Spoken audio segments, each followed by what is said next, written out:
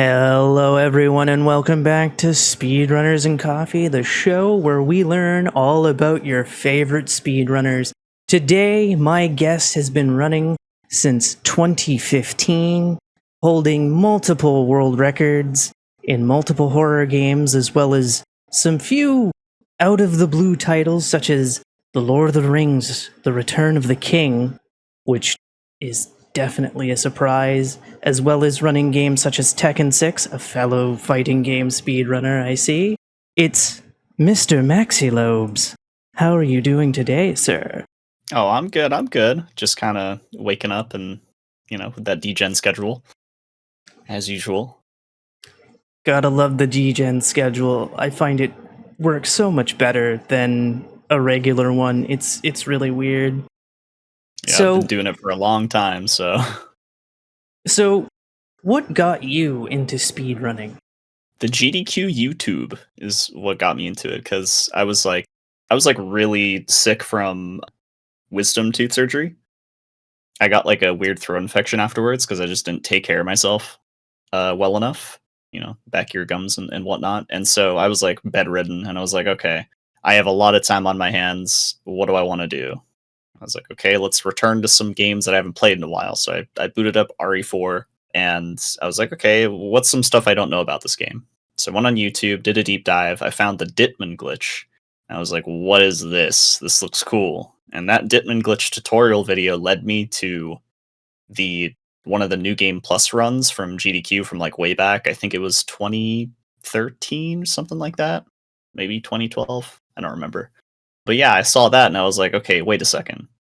There's people in a room playing this game with a timer going really fast. Like, what is all of this? So I did the deep dive of GDQ, and I was like, okay, this is really sick. And I kind of binged the channel a little bit with a bunch of different games. And then finally I looked at like the info section and I was like, what is Twitch? These are all streamed on Twitch. What is this? That's also how I found Twitch. So that's what really got me into speedrunning, is just that whole whirlwind of discoveries. Nice. I like how RE4 was both our sort of introduction into speedrunning. Although mine was much later. It was, I think, 2015, because it was right around when the Steam version came out, but apparently the GameCube version was still, like, considered the fastest version. Can't remember the run. Don't even know if I have the year right. Can't remember the runner at all. But I was just like, whoa. It was kind of incredible. So you kind of answered the next question, was what made you pick the game you started with, but did you have an initial goal with that run? So, like, picking up Resident Evil 4, like, New Game Plus, I didn't do full game runs. I did individual chapters to just kind of get into it to see if I even really enjoyed it. And I did. And I think my goal was to just try and learn every chapter to the best of my ability and then string it up to do a full game run. But for whatever reason, doing that just felt like there was so much more pressure, because Resident Evil 4 New Game Plus, you are just constantly doing things. It's like a never-ending cycle of going to your menu, doing Ditman, doing movement, going to the next door, doing Ditman. There's a bunch of out-of-bounds tricks and stuff, and the only real downtime is like the Krauser cutscene. So as like a first-time speedrunner, that was a little intimidating, and I was like, okay, I bit off a little bit more than I can chew. Maybe I should try a game that maybe has more of a chill vibe to it, maybe not as many inputs. So I just kind of looked at my next favorite horror game, my favorite horror game of all time, Silent Hill 2, and I was like, okay, this does seem like it's maybe a little bit more chill, especially the PS2 version where you don't have to mash game saved for like 8 minutes at the beginning. So I was like, okay, let's do this. And my goal for that run was to just beat the record that Ekudet set. Like, I don't even remember how old that world record was when I started, but it was a little old. So I was like, okay, let's just try to beat that. Okay. So that was my first speedrunning goal. And obviously it's been a while since you ran that game, but do you ever see yourself going back to it in any serious capacity? Well, that's a funny story, because when I started, the the meta was to just get insanely good at tank controls to the point where like it's kind of like Silent Hill, the first game now, where you're just trying to save like milliseconds and shit. And it's crazy now, but back then it was, get really good at tank controls and YOLO every single RNG thing. So it's like, YOLO the clock, the blind arsonist puzzle, the briefcase, even the bug puzzle because I was on console. So that was kind of the meta, and I ran the game so much during that time that a runner named Super Gamer came along and was like, "Hey, do y'all know that directional input is just way faster?" And everyone was like, "No." And he's like, "Yeah, look at my PB." And of course, he has like this crazy faster time, and everyone's like, "Oh no." We all have to relearn the entire game using the worst movement in the series, in my opinion. So directional inputs became meta, and I sat there and I tried relearning the game, and I couldn't. Like, I tried to wrap my head around it, but I just couldn't do it. It just didn't feel right. So that was like kind of a turning point for me where I was like, okay, I think I need to put Silent Hill 2 away, and maybe down the line I'll come back to it. But that time has yet to happen, and I just now I'm too deep into other games, so I kind of feel like Silent Hill 2 is maybe just sunsetted for me, but it is really cool to see how far the game evolved. At least I can definitely appreciate that. And every single time that I run it for marathons, I do it my own old school way, where I don't do the RNG manip. I just let fate decide, and I still do tank controls, and I still enjoy it. But yeah, it's crazy different from what you would regularly see now, which is directional inputs and RNG manip. So every single puzzle is what the answer is.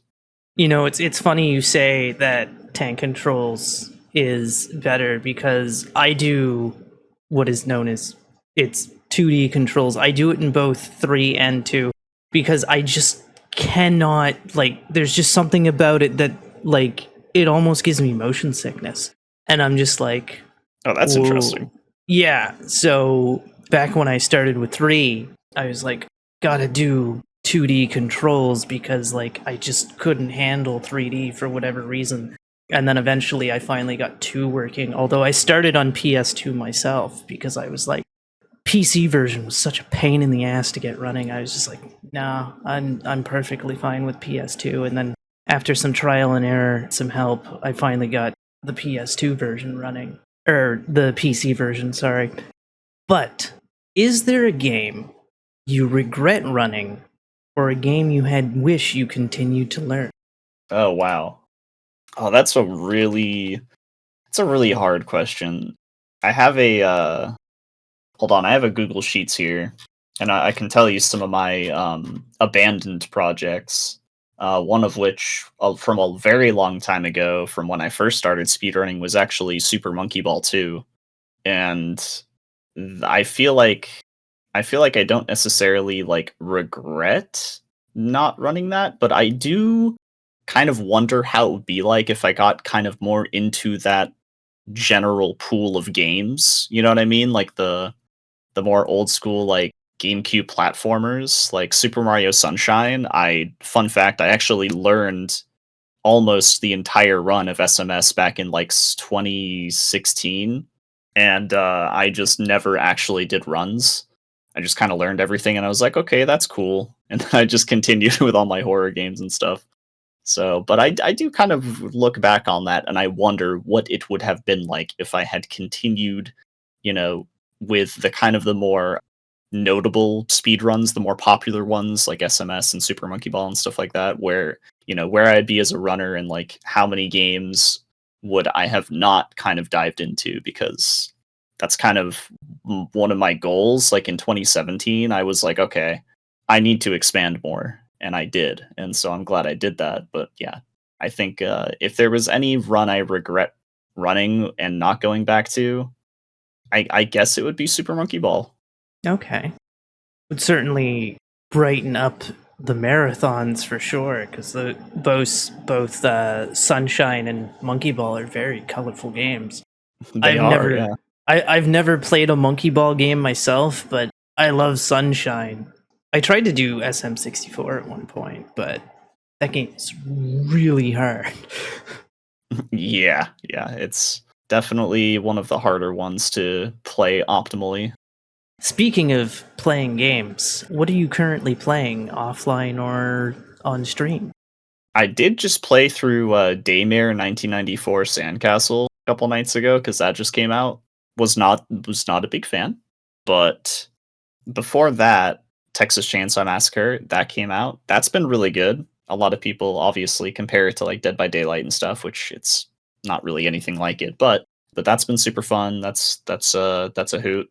My Friendly Neighborhood came out, and I think that game is, while I understand why some people might not like the vibe of it, I do think it's very, very good. It's very well done. I enjoyed it a Um, lot. yeah, yeah. In terms of like offline though, I don't really have too many offline games. I have my guilty pleasure of playing Apex Legends. Okay. That's like my first person shooter type of offline game. I used to play Rainbow Six Siege and Hunt Showdown, and yeah, I just kind of stopped playing those and I picked up Apex instead. Take me through your decision process when it comes to picking a game that you want to run. I kind of feel like when I look back at old games that I want to run, it's either has to do with just like, do I have good memories with this game, or you know, does this run actually have like very interesting things going on that I'd like to like, try to learn and perform. But I gotta admit, like the past couple of years, there have been very strange decisions on my part. Like I'm going through my list here, and it's like Dead Rising. Dead Rising got ran at GDQ, and I was like, okay, out of all the runs that I saw at GDQ that year, like especially for Horror Block, like what is a game I would learn? And I was like, okay, Dead Rising. I'm just gonna learn that. I learned it, did it for like a few days, and then boom, it's just a part of my library now. And there's really nothing to that game. It's more of just like, I played this on the Xbox, I liked it, I saw the run at GDQ, I'm going to do it. But then all of that makes perfect sense, but then there's stuff like Tekken 6, where I was like, okay, I want to expand my horizons, broaden my horizons. I want to run a fighting game, but I don't want to run an arcade fighting game. I want to run a fighting game that has a stupid scenario campaign mode, because that's the brightest decision. And I did that, and I'll never do it again. But I did that. So yeah, sometimes it's just dumb decisions. Other times it's just like I played the game once. I have good memories. It seems like a decent run. I'll learn it. Fair enough. I mean, sometimes you just, things stick and sometimes they don't. Um, Right. Yeah. And like also, since I stream basically for a living, sometimes new releases you just got to give a shot, just because that's the flavor of the month sometimes. And obviously, Dead Space remake was one that I participated in. I did like the plasma cutter only impossible runs, and then obviously Resident Evil 4 remake. And these are both examples of runs that I just don't stick to. Like RE4 remake was a different reasoning. Dead Space just kind of, it's too long, and I didn't really want to keep running a game where when you die the run is over. But then there's RE4 remake, and as much as I love the game casually, I do think that as a speed game, it turned out kind of weird. Not even kind of weird. It turned out really weird, and I just kind of fiddled around with a few categories and just kind of called it there. So yeah. flavor of the month stuff is definitely a thing to participate in sometimes, but not all the time.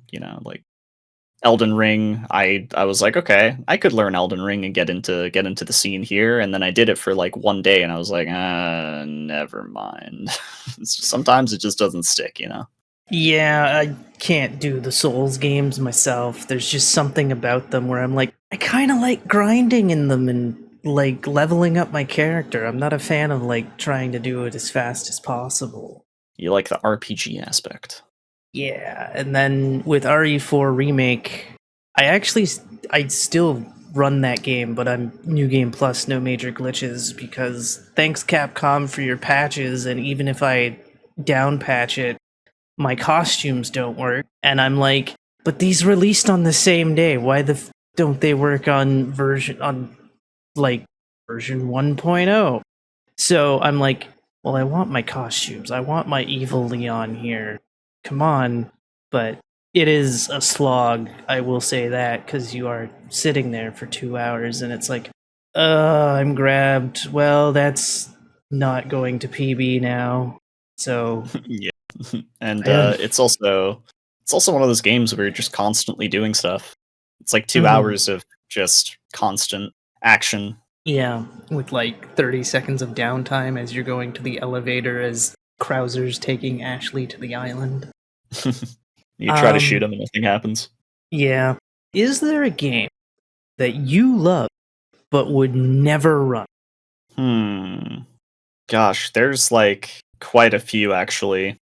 I can't say I would never run Metal Gear Solid 3, but I'm pretty sure I wouldn't. Like I'm 99% sure I wouldn't run that game. But I mean that game's a masterpiece. Definitely a top game for me. I will say this, Final Fantasy X with the cutscenes I would probably never run because it's just too long. But with the cutscene skip, I would, but then the reason why I like Final Fantasy X so much is just ripped out of the game. I like it because the cutscenes.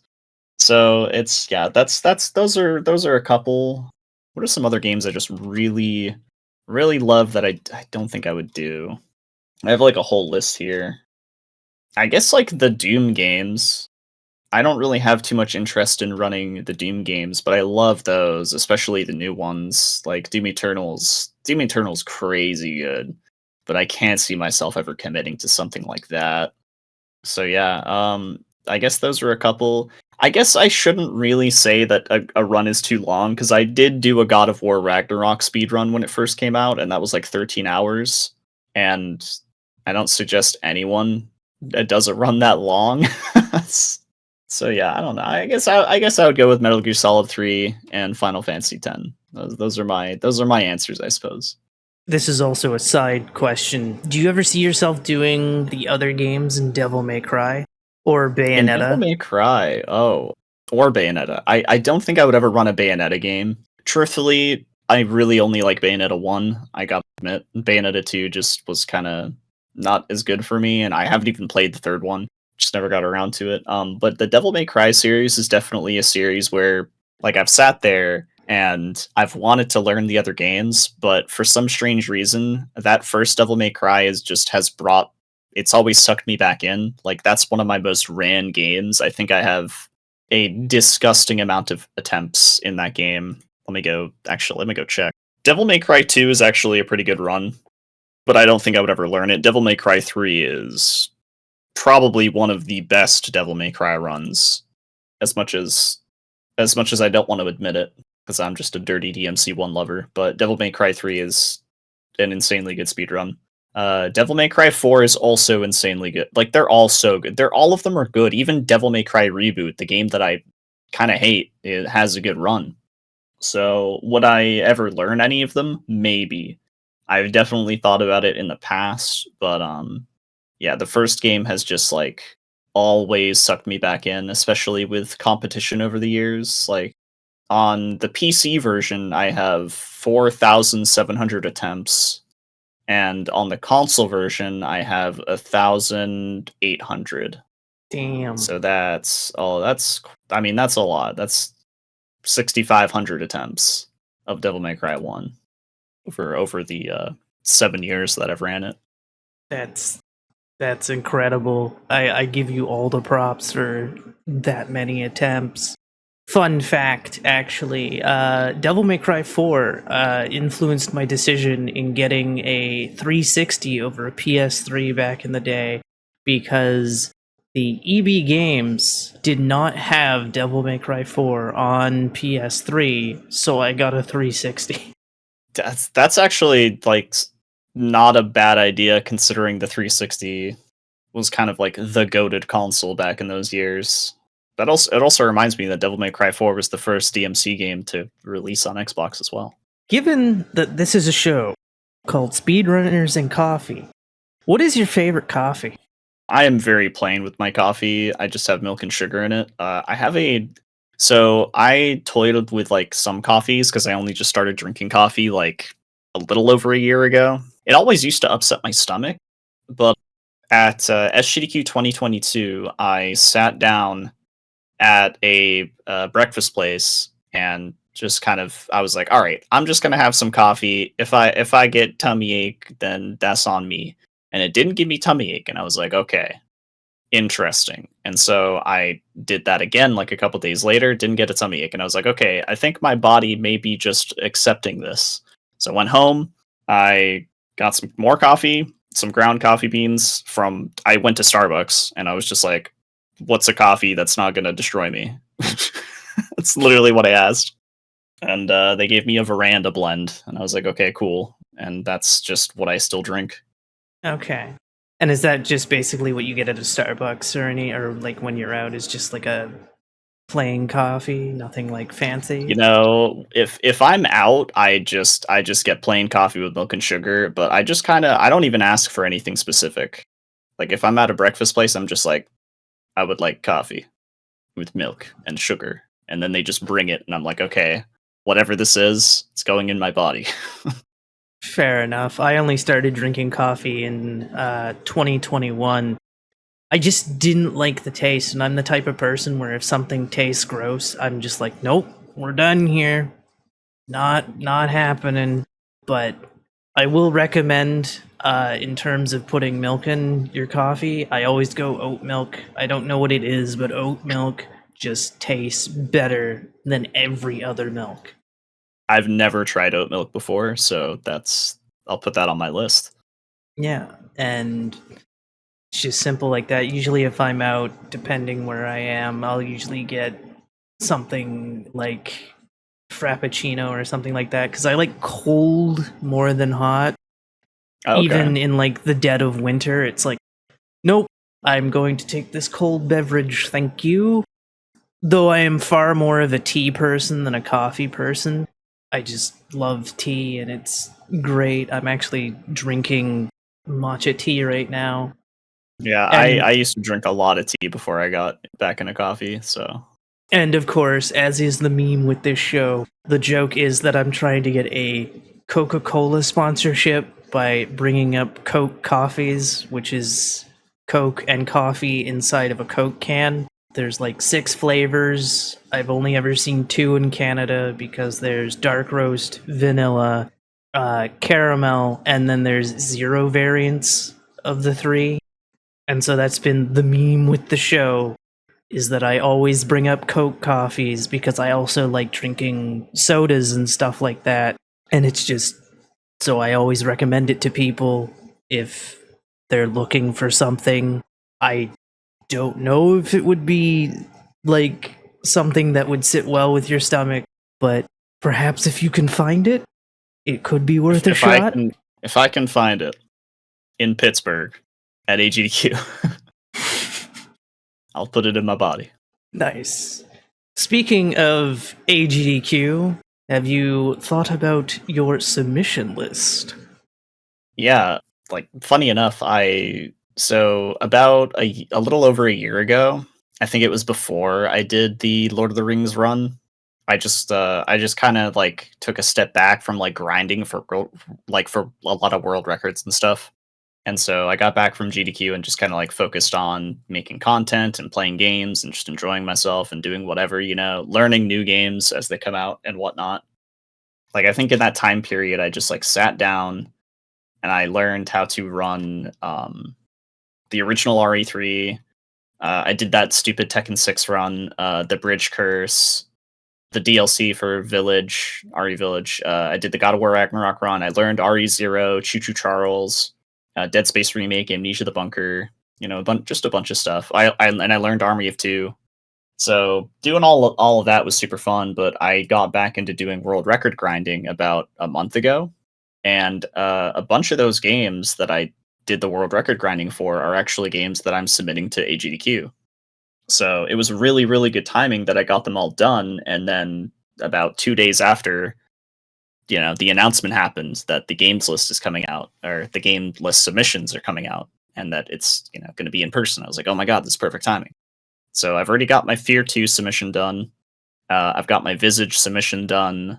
Army of Two is done. My Granny then anthology run is all good to go. So I've already got 4 submissions. The last one is Shenmue, Oh, and the only reason nice. I don't have that done is because the full run I can submit. I've been submitting Shenmue for years. The full run is 6.5 hours, so that's why it's such a hard sell. It's my white whale, as they would call it. And there's a time skip mod for the game now that I had created last time that submissions were up. I had it specifically created so that it's like, the estimate is basically cut in half from being able to not only skip downtime but also skip cutscenes. That's the reason why Shenmue is so long. So that's the one that I have to work on because a full time skip mod run hasn't really been done yet. It's just been toyed with, like without a timer and without doing a proper attempt. So I need to do that this week. I was just about to ask before you mentioned the mod. Dreamcast or PC? PC. Yeah, the PC version has the very exclusive menu glitch that you can't do on Dreamcast. That's fair.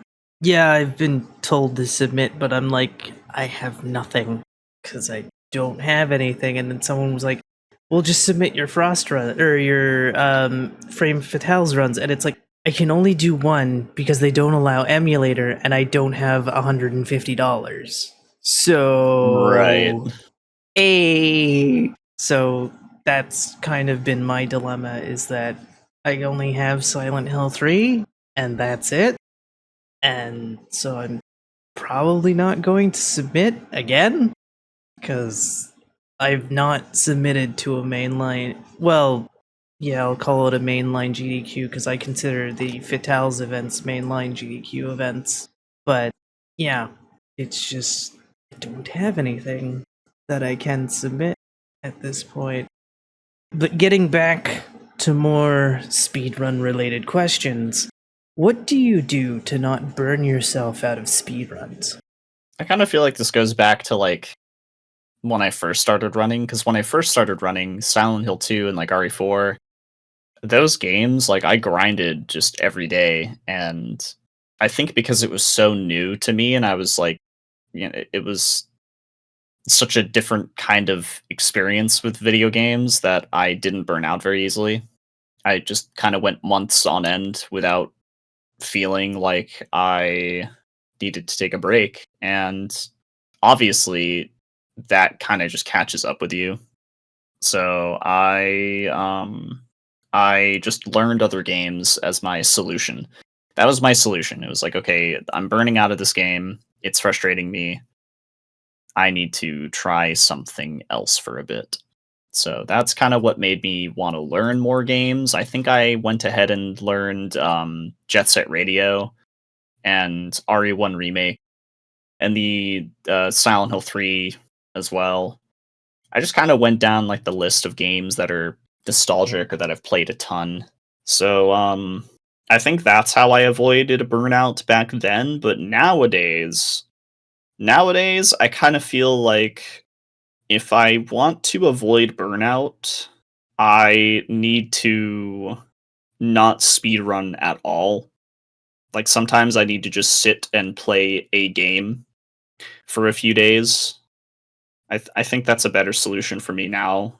So I think that's kind of how I handle it. But at the same time, there's the weird like derusting process. Like sometimes if you don't run a game for a few days and you go back to it, sometimes you'll be okay. Like you'll be fine. You'll pick up everything really fast, and then other times you'll feel really, really sloppy.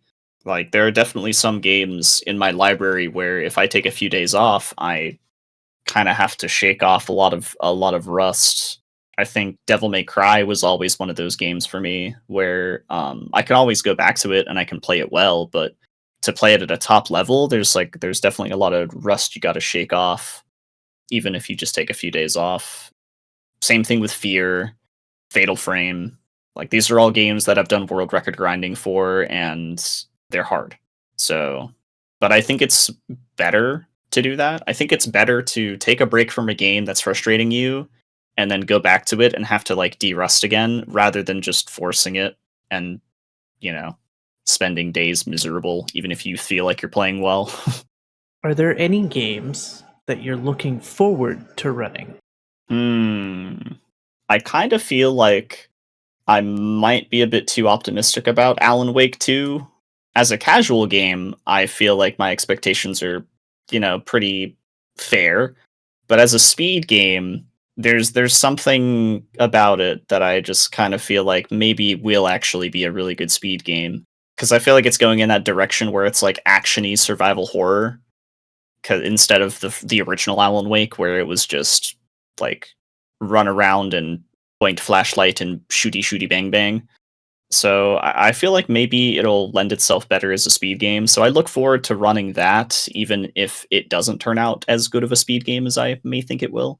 Alone in the Dark, I can't really say much about. I look forward to it, but I don't think that'll turn out as good, especially since those two games come out days apart. I think Alone in the Dark is like the 25th, and Alan Wake 2 is the 27th. Those are really like the only two that are on my radar at the moment, though. So yeah. Okay, now here's the fun question of the show. If you could create a game from an entirely different genre and add it to your favorite series, what genre of game would you add? Whoa.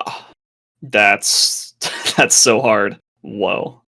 See, my favorite series is technically Silent Hill, and it's really hard to see Silent Hill being any other genre than what it already is. But if I had to pick one, oh man. I guess like an actual proper visual novel instead of what we got on the Game Boy version of Silent Hill 1. Okay. Because I've never been opposed to playing visual novel type games. I think when they're done correctly, they're really, really good, and you kind of get to interact with the game more by like reading and choosing things, and it's very simple, but you get to kind of do it your own way and interpret those voices how you would in your head, unless it has voice acting. But I would love to see that done proper instead of the Silent Hill Game Boy game. Now, would this visual novel be it's like an all new original story, or would it be based on one of the games in the series? I think original story would probably be better. Konami, if you're listening, this is an idea for you. Instead of, whatever the hell the interactive television show is. Yeah, the Ascension. So weird. How do you prefer to learn a new speedrun? Do you take notes or practice beforehand, or do you just dive right into runs? I feel like my process for running a game is definitely different than how it used to be. I think, years ago I would have to, do everything with a video side by side. I'd have to pause a lot. And then like after I learn maybe like the first 10 or 15 minutes, I would just try to keep running that first 10 to 15 minutes over and over again until I wasn't like making stupid mistakes. And I think that's a great way of learning a game, is kind of segmenting it up. I do think that's the best way for me. But nowadays I've just gotten to the point where like I can just pick up a game sometimes and I don't have to segment it up. But I think that's also kind of my stubborn side. I'm like, no, I've done all this before. I can just do this. This shouldn't be too bad. But in reality, I would probably be able to learn games faster if I went back to my previous method.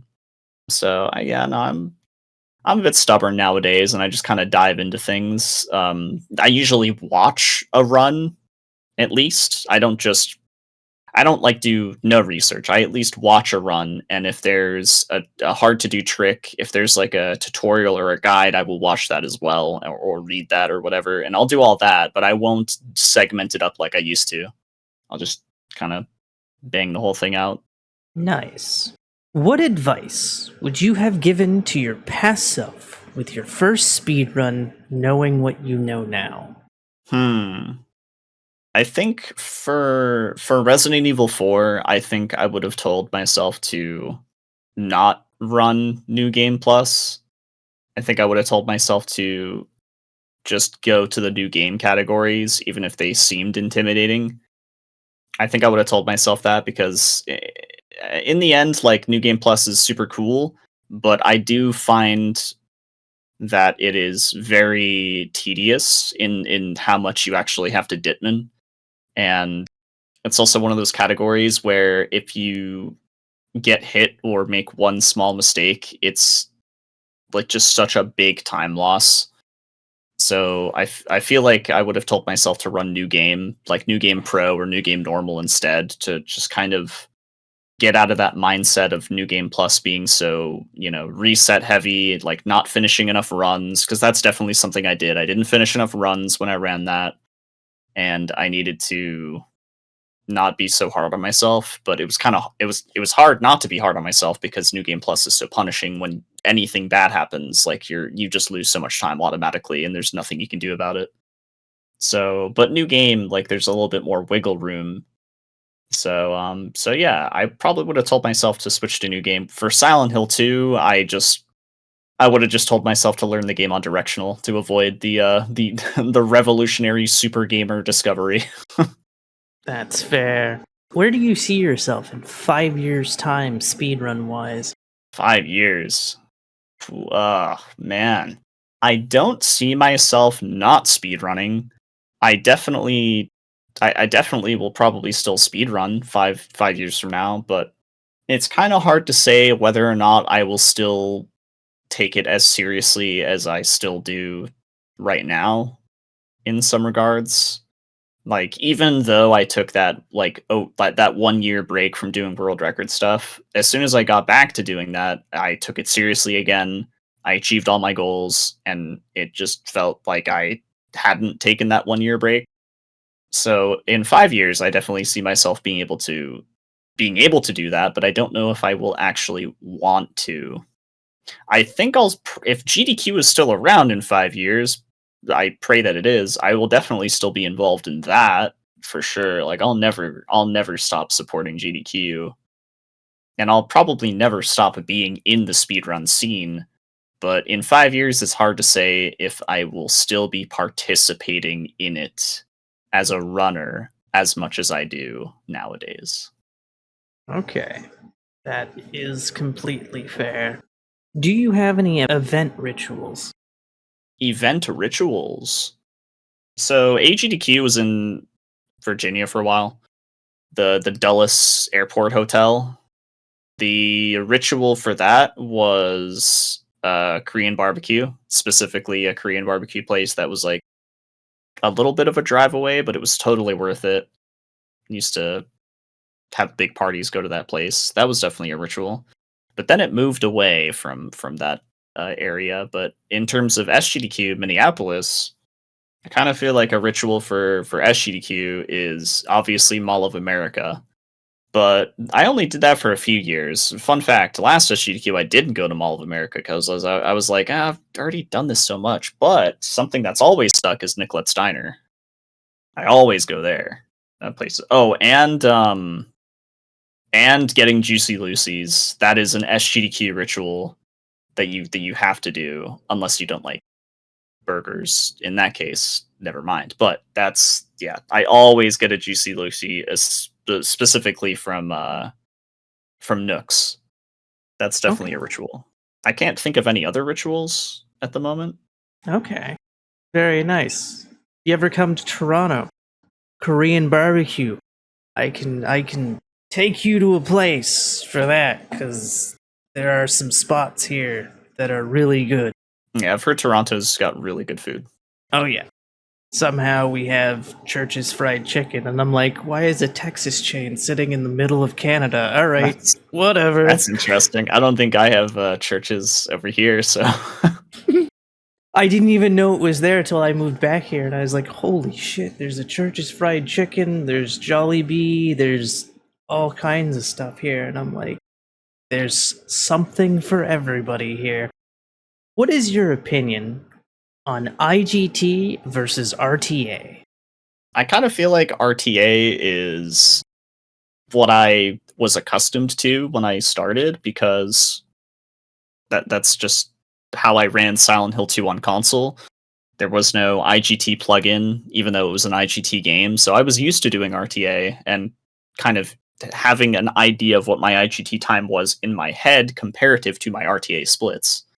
But after that, after those two games, I mentioned Jet Set Radio. Jet Set Radio was not an IGT game; that was an RTA game. So I early on I had experience with this whole idea of IGT versus RTA and whatnots, and I do think that IGT is reliable for a lot of old school games, but there are also a lot of games, not only old school but also new school, that have in-game timers that don't cut it. Like, they're just not good timers. They'll randomly like bleed in loading screens like RE3 Remake, or they will just simply not stop during cutscenes like original Resident Evil 4, or they will do weird things like they'll stop in certain menus where there's obvious like menuing and gameplay that you have to do, like if you're doing like a craft menu, or like you're at a shop or something and you're purchasing things and yada yada, like the IGT will stop even though it really shouldn't, because you're still in the game doing things. So IGT is, in my opinion,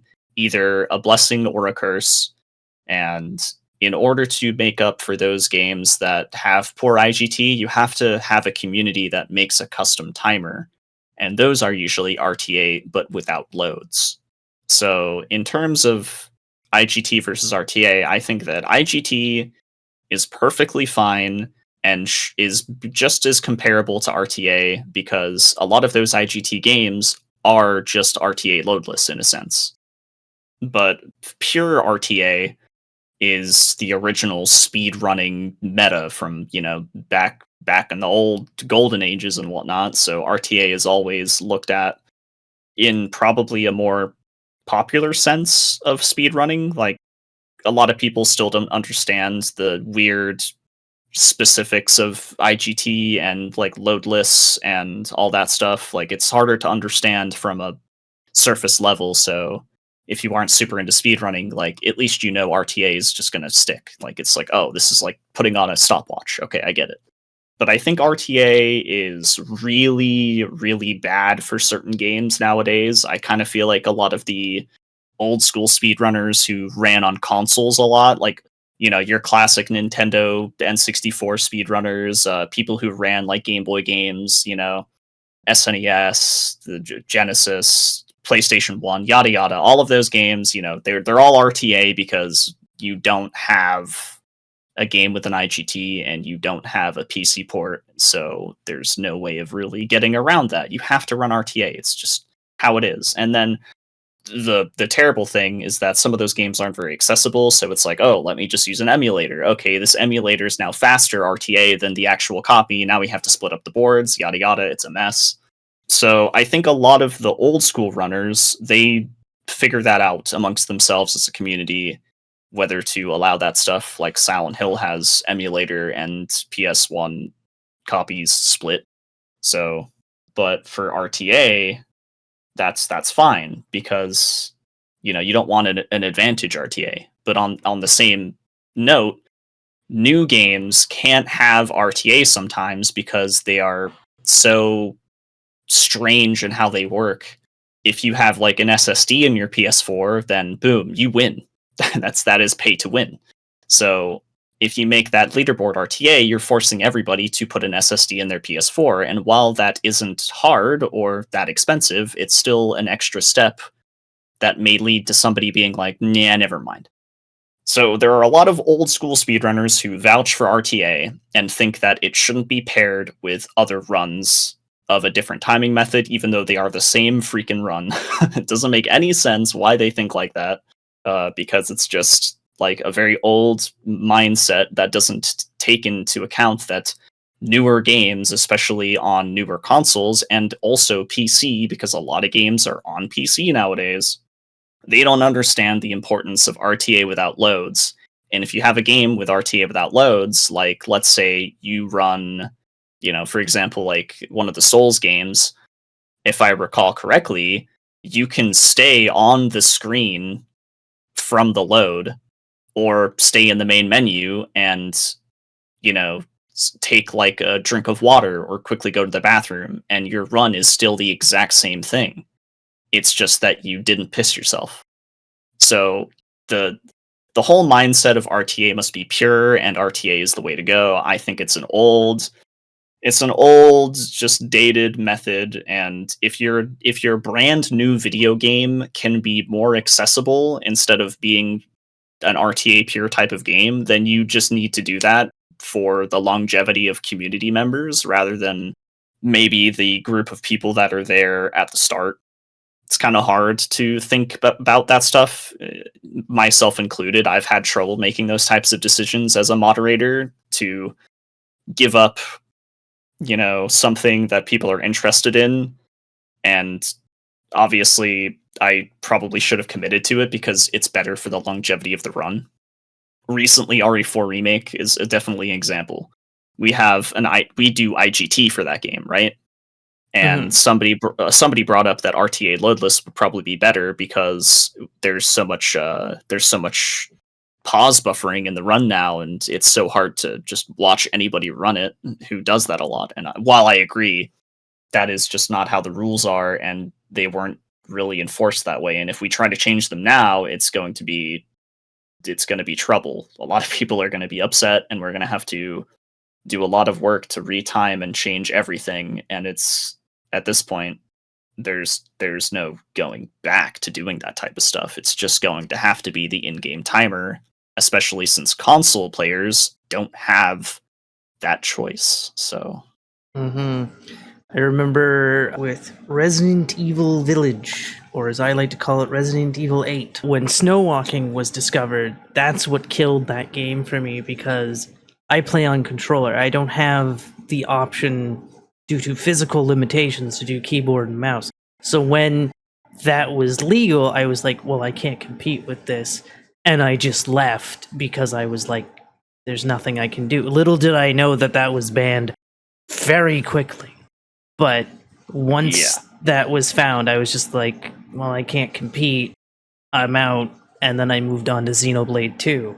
But yeah, sometimes it can be a little unfair, and sometimes it causes people to leave. It's kind of with a few games and emulators, because some games are like, no, you must use this specific emulator, and it's like, well, your emulator happens to be the most complicated fucking thing to get running, so how about no?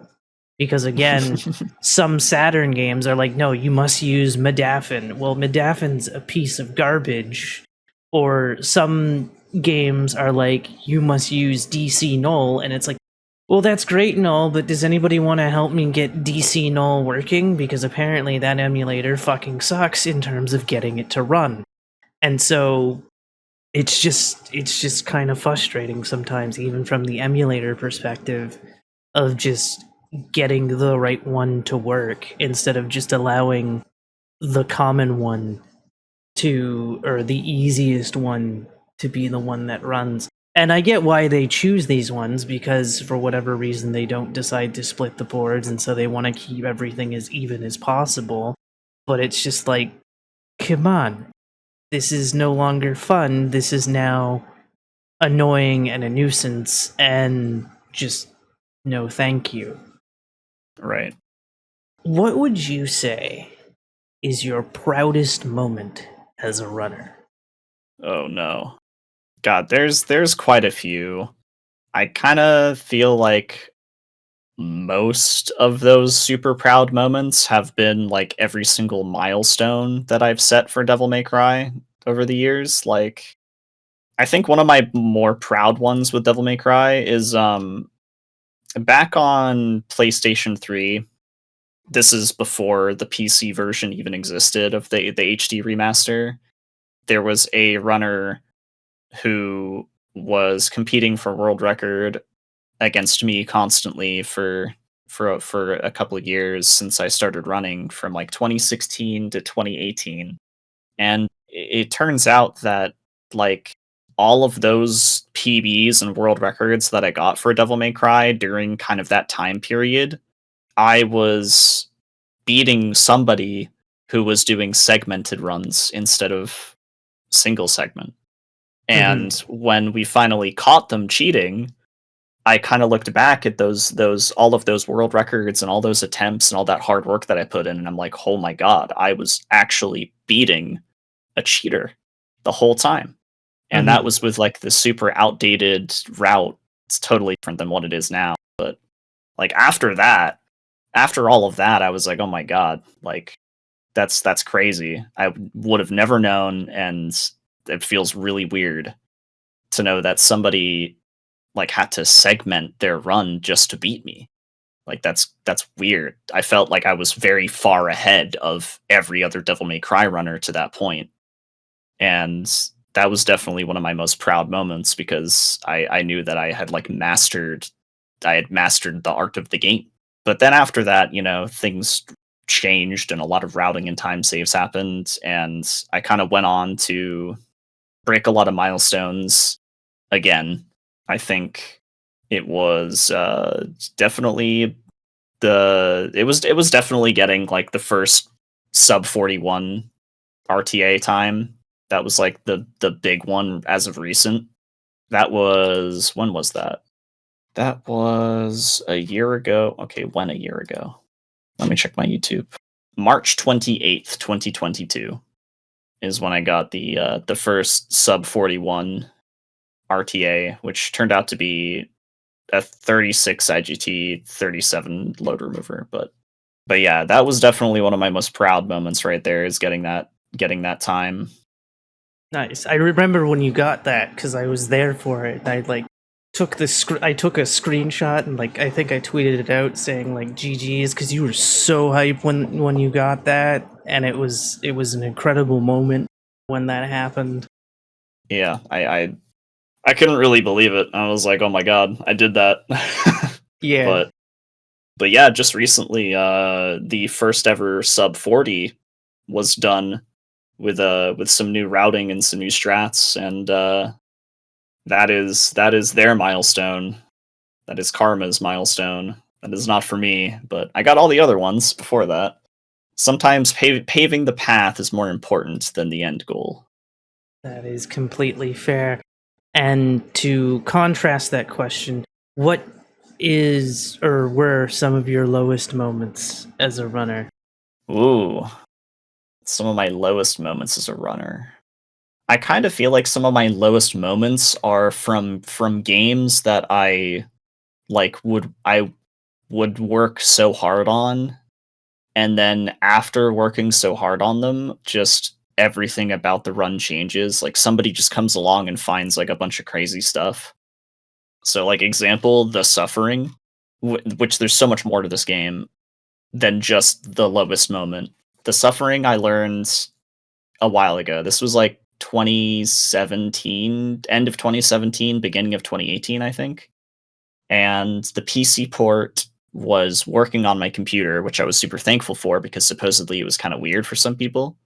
So it was working. I was like, okay, I'm going to grind this game and see how far I can go. And the original world record was 23:42 by someone named Dieman. I was like, okay, I'm going to set out to beat this. So I grinded the game, and unfortunately, even though it seemed like my PC was totally fine with the game, that was not the case because this PC port crashed constantly. And it crashed so much to the point where I was losing count of how many world record pace runs I would lose to just the game not working. And some of my lowest moments in that game was there was a very specific crash about 20 minutes in. I only have a couple minutes left. Like I just have to beat the final boss, and there was a crash that would happen there, and I had so many runs die to that, and I was getting so mad and so frustrated. and I almost just straight up quit, but I think the next day I did get the record finally.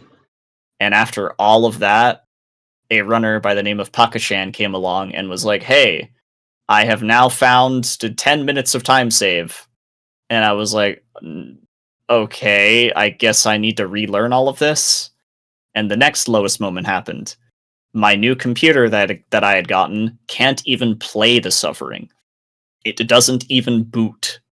And I've tried every fan patch, I've tried every possible solution, and it just doesn't run on my computer. So I can't even run the game to update my time or compete ever again.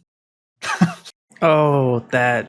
Oh no, that sounds terrible. I hate It's old yeah. PC games for that reason. That's why I'm a console.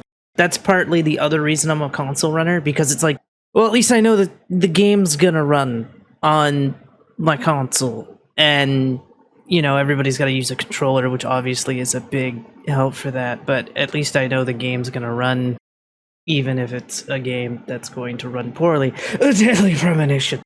Yeah, Deadly Prem, oh my god.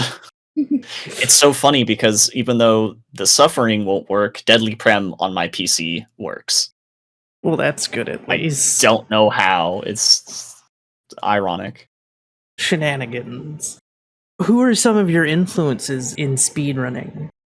I feel like I think early on, like when I first found speedrunning, when I first found Twitch, I kind of feel like even though my game choices were completely different from what I was influenced by and what I was watching at the time, I think just the overall idea of speedrunning was just so fresh that it didn't really matter too much. So like Trihex comes to mind, Fire Dragon, aka Fi-Fi, Raise Fire. That just these are people who inspired me, even though they were running games that were kind of outside of the wheelhouse of what I was looking at. So yeah, and like just a few more like Kit, Pants. There's a lot, but in terms of like horror, the horror runners that really stuck out, like the first couple of people that I found playing RE4 and like running that were like JTB, Sterling, and Pitted. Those are some OG RE4 runners, like super old school. But also obviously like Carsey inspired me more with the Resident Evil like original type of stuff.